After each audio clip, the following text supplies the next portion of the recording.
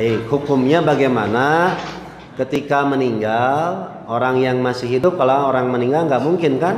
Ya, orang yang masih hidup itu membawa kembang, terus membawa air, disimpan di atas kuburan. Secara hukum itu adalah haram karena tasyabuh dengan orang-orang kafir, orang-orang Nasrani, orang-orang Yahudi seperti itu. Ya, tidak boleh. Bahkan diberi nama pun tidak boleh.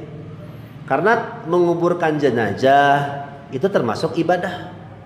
Tata caranya dari mulai sakaratul maut mesti ditalkinkan ke telinganya. Ketika meninggal harus ditutup matanya. Kemudian dimandikan, mandinya seperti mandi junub, mengkafaninya juga jelas, cara menyolatkannya juga jelas, cara menguburkannya jelas, bagaimana cara menyimpan jenazah ke liang lahat itu juga ada aturannya dari arah kaki. Tidak boleh dari arah depan. Dari arah kaki diginikan sambil membaca bismillahi wa ala millati rasulillah. Karena di kota itu tempatnya berdesakan, tanahnya sempit, akhirnya dari depan. Padahal tidak sesuai dengan sunnah Nabi, harusnya dari arah kaki. Begitu. Sambil membaca bismillahi wa ala millati rasulillah. Setelah itu Rasulullah berdiri. Setelah menguburkan jenazah berdiri di samping makbaroh itu sambil memohon kepada yang hadir untuk mendoakan. Nggak ada adzan, nggak ada iqamah, nggak ada baca Quran di kuburan. Rasul tidak mencontohkan, kenapa jadi maksa? Nah, kemudian orang-orang kafir menaburi kembang. Kemudian batu nisannya diberi nama. Rasul dalam hadis sahih riwayat Imam Muslim melarang. Naha Rasulullah sallallahu alaihi wasallam an yujassasal qabru wa an yubna alaihi wa an yuktaba au yusamma. Kuburan tidak boleh dikapur, tidak boleh dibangun, tidak boleh diberi nama, ditulisi. Ya, ngadak-ngadak euis ku bahasa Arab. Euis kumaha nulisna ku bahasa Arab? Hese, da euis mah lain bahasa Arab, bahasa Sunda. Agus bahasa apa? Bahasa Sunda. Kenapa tidak boleh diberi nama batu nisan? Supaya bisa giliran, bisa aplusan. Ketika sudah padat, tinggal dipindahkan. Itu hikmahnya kan begitu. Cuma karena rasa, ini kalau agama pakai rasa, atau kan biar nanti anak keturunannya tahu bahwa ini adalah kuburan eyangnya. Lalu kita mau kuburan mau apa? Boleh kita datang ke kuburan? Boleh. Boleh mendoakan? Boleh. Tanpa tahu kuburan orang tuanya, tanpa tahu kuburan nenek moyangnya, yang penting mendoakan. Ya, gitu. Ada sejarahnya Rasulullah menyimpan pelepah kurma yang masih basah di atas kuburan. Karena tahu kuburan itu penghuninya sedang disiksa. Nabi diberitahu oleh Allah, Muhammad, dua kuburan ini penghuninya sedang disiksa. Lalu Nabi mengambil daun kurma, daun pelepah kurma yang masih basah, lalu ditancapkan di atas kuburan itu. Selama daun ini belum kering, masih basah, maka penghuni kubur ini akan ditangguhkan siksanya. Artinya sesudah kering disiksa lagi. Harusnya tersinggung kalau ada kuburan yang diberi kembang, diberi bunga, berarti disiksa. Harusnya tersinggung orang itu. Cuma karena libodoihim, you know libodoihim, karena kebodohan mereka dan perasaan mereka, ya tadi diberi kembang. Ya. Baik, terima kasih. Pada saat ziarah kubur, dulu Nabi pernah membawa pelepah kurma. Nah, pertanyaannya itu ya, Nabi pernah membawa pelepah kurma. Lalu kemudian orang ketika ziarah kubur membawa bunga. Baik, kita cermati dalam hadis itu. Nabi pada saat itu tuh tidak sedang ziarah kubur. Nabi itu sedang lewat. Di situ dikatakan marra biqabraini, Nabi lewat. Jadi Nabi tidak ada niat untuk ziarah kubur, tapi Nabi pas lewat. Pada saat lewat, Nabi mendapati keduanya sedang disiksa. Nah, jadi keduanya sedang disiksa. Yang pertama dikatakan oleh Nabi Shallallahu Alaihi Wasallam, amma ahaduhuma, Adapun salah satunya disiksa itu karena la yastabri mim baulihi, tidak bersih ketika buang air kecil. Jadi salah satu siksa di kubur, alam kubur, mayoritas itu karena tidak bersih ketika pipis. Jadi inna ammata, sesungguhnya mayoritas. Jadi kata Nabi, sesungguhnya mayoritas adzabil qabri, siksa kubur, itu karena tidak bersih pada saat pipis. Nah, adapun yang kedua itu disiksa karena yamshi fil ardi bin namimah, karena suka mengadu orang, bukan mengadu domba ya. Jadi gimana? Suka mengadu orang, jadi orangnya diadu. Nah, dia tumbak cucuan. Maka kemudian karena suka mengadu domba atau mengadu orang ini, tumbak cucuan, itu menjadi salah satu sebab siksa kubur. Nah, Nabi pada saat ketika lewat mengetahui itu, beliau berinisiatif untuk memintakan syafaat sementara.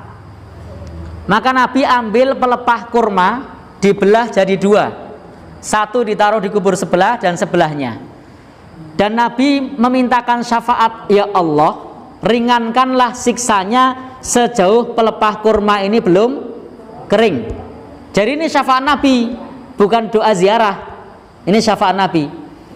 Syafaatnya sifatnya sementara, selama pelepah kurma belum kering. Andai ini dikiaskan dengan bunga, ya tidak nyambung. Wong pelepah kurma kok karo bunga. Kalau mau nyambung ya pelepah kelapa. Ya kan, yang mirip. Masuk kias beda bunga sama pelepah kurma. Nah, kalau mau kias ya yang mirip, pelepah kelapa, pelepah apa meneh, sawit, apalagi yang mirip. Tapi andaikan itu mirip, itu tidak nyambung. Kenapa? Karena itu syafaat Nabi, doanya juga nyun sewu, diringankan sejauh pelepah kurma belum kering. Apakah kita tega ketika ngasih bunga, ya Allah, ringankanlah siksa bapak saya selama bunga ini belum kering? Itu mafhum mukhalafahnya, pemahaman terbaliknya, silahkan disiksa kalau sudah kering. Apa tegel? Kan pemahaman terbaliknya gitu. Jadi ringankanlah siksa selama belum kering. Berarti kalau sudah kering, nah boleh disiksa. Nah, sehingga itu adalah syafaat dari Nabi Shallallahu Alaihi Wasallam. Itu bukan merupakan tata cara berziarah, sehingga tidak ada hubungannya dengan bungaan tadi sebagai yang meringankan siksa, karena memang yang dianjurkan itu adalah berdoa. Dan ketika kita mendoakan tidak harus di komplek pemakaman, doa di mana saja itu bisa. Dan ketika kita mendoakan dalam kitab Adabul Mufrad, nanti kita akan nanti orang yang meninggal ini akan dinaikkan derajatnya 1 derajat, dan dia terkejut, ayya Rabbi, wahai Tuhanku, mengapa ini? Lalu kemudian Allah menjawab, doa putramu. Nah, maka ketika didoakan itu derajatnya akan naik. Maka kalau ada saudara kita yang sudah meninggal dunia, rajin-rajinlah untuk mendoakan, jangan nunggu ziarah. Nah, tapi doakan setiap saat, setiap ada kesempatan untuk berdoa. Demikian ya. Kubur. Ziarah kubur menaburkan bunga di kuburan boleh apa tidak? Ya, boleh apa tidak? Nah, maksudnya apa dulu? Ya. Orang mati kita ziarah kubur membawa bunga sak lodong kuwi terus disiramkan yang kuburan, maksudnya apa? Nah, kalau punya keyakinan lain seolah-olah disirami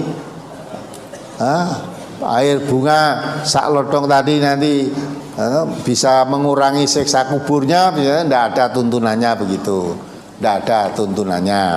Jadi ziarah kubur itu nggak ada aturan-aturan semacam itu. Cara Islam, kalau kamu ziarah kubur, mendoakan saja kepada orang yang ada di kubur itu, didoakan supaya diampuni dosa-dosanya. Kalau dia orang Islam, kalau dia orang Islam ya tidak usah didoakan. Maka masuk ke daerah makbaroh, daerah kuburan itu ada aturan doa. Ya begitu masuk, Ya, assalamualaikum ya ahlad diyar minal mu'minin wal muslimin. Inna insyaallah bikum lahikun gitu. Keselamatan buat kamu orang ahli kubur, baik yang laki atau perempuan, yang mukmin maupun yang muslim. Ya, insyaallah nanti sebentar lagi saya akan menyusul kamu. Nah, gitulah. Jadi mendoakan pada yang Islam, laki perempuan, orang yang iman, laki perempuan yang ada di dalam kubur itu, mendoakannya boleh itu. Nggak usah pakai siram bunga, ngopong menyan di situ lah. Kan ada kan di daerah kubur ada ngopong menyan di situ, terus disirami kuburannya itu ben apa. Nah, kalau ada keyakinan-keyakinan yang lain, seolah-olah disirami itu mengurangi siksa kubur, ngopong menyan itu seolah-olah apa? Ruhnya itu ada pengaruhnya kepada ruh yang mati, lah itu kemusyrikan. Bakar-bakar kemenyan itu bukan model cara Islam. Ya, nggak ada aturan. Apa hukumnya menaburi kuburan dengan bunga dan siraman air? Tidak ada dalilnya masalah ini. Ya, tidak ada dalilnya. Ya.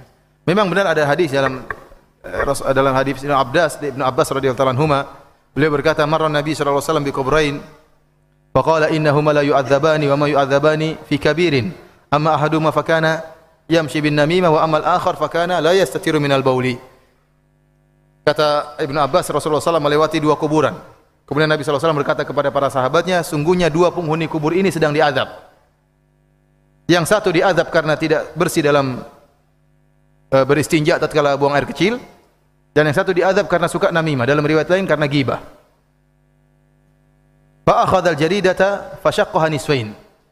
Jaridah ar-ratbah, Rasulullah SAW pun mengambil sebuah jaridah pelepah korma yang masih basah, fa shaqqaha nisfain. Fagharaza ala kulli qabrin wahidatan minhuma. Maka setelah Rasulullah SAW membelah pelepah yang masih basah tersebut, Rasulullah SAW menanamkan yang setengahnya kepada satu kuburan, yang satunya kepada kuburan yang lain. Kemudian Rasulullah SAW mengatakan, "Da'allallaha an yukhaffifa anhuma ma lam yaibasa." Maka sebagian ulama seperti ulama Syafi'iyah mengatakan, kenapa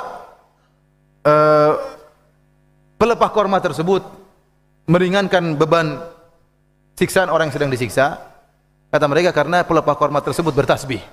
Ini pendapat sebagian ulama Syafi'iyah, ulama yang masyhur.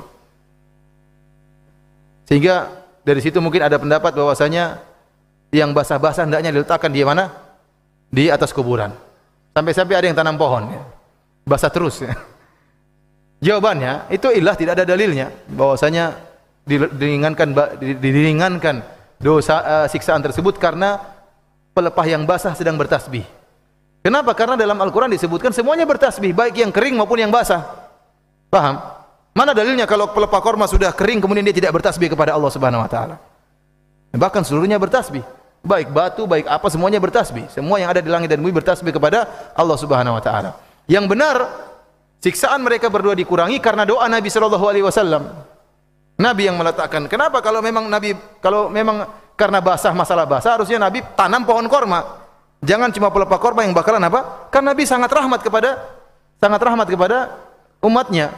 Ya, kalau pohon korma yang mungkin pelepah korma yang mungkin seminggu sudah kering, berarti minggu depan mereka diazab lagi dengan keras.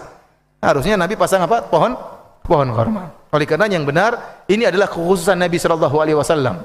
Adalah kekhususan Nabi sallallahu alaihi wasallam. Kenapa? Karena Nabi tahu dua orang ini sedang diazab. Makanya Nabi berkata kepada para sahabat, "Innahuma la yu'adzabani." Sungguhnya penghuni kedua kuburan ini sungguh-sungguh benar sedang diazab oleh Allah Subhanahu wa taala.